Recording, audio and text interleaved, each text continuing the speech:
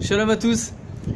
Des fois, le mauvais penchant voit notre élan spirituel, notre avancée spirituelle dans la Torah, dans les mitzvot, dans les bonnes actions, et veut nous refroidir dans cet élan. Et il nous dit, mais regarde où tu étais il n'y a pas moins de 6 mois, ou il n'y a pas moins d'un mois, il n'y a pas moins de 3 semaines. Regarde ce que tu as fait, regarde comment tu t'es comporté, regarde comment tu as parlé. Et il veut nous freiner, alors que nous, on est tout plein de bonne volonté.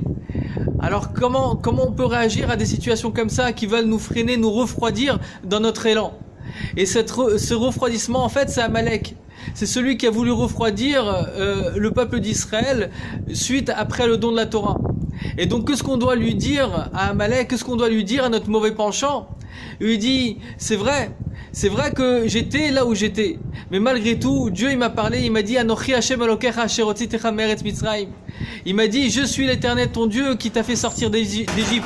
Et c'est pour ça qu'il est une mitzvah, il est un commandement pour nous de se rappeler de la sortie d'Égypte tous les jours.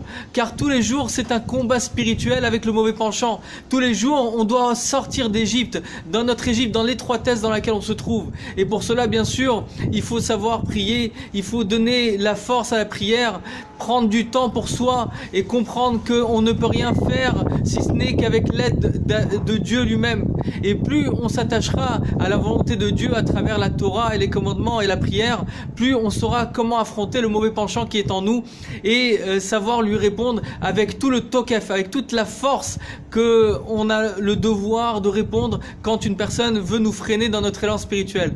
Alors que Be'ezrat Hashem, Tekefonomash, on soit totalement attaché à la volonté de Dieu jusqu'à ce que le Melech HaMashiach lui-même nous sorte de l'étroitesse spirituelle dans laquelle le monde se trouve et que la gloire de Dieu se dévoile au grand jour pour tout le peuple d'Israël et pour la création.